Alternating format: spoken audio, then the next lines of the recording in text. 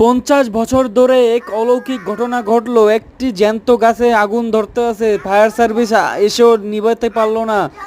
দেখতে থাকুন কি পরিমাণ আগুন জ্বলতেছে, শাখা পোশাখা সব জায়গায়, দূর দূরান্ত থেকে মানুষ আগুন নিভাতে আসছে।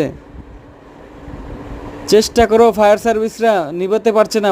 দর্শক জড়ো হয়ে গেছে, সবাই এলাকার জনগণ দেখতে আছে একটার পর একটা। কি করা যায় গাছটির জন্য? সবাই মায়াময় গাছ, 50 বছর ধরে গাছটি আছে।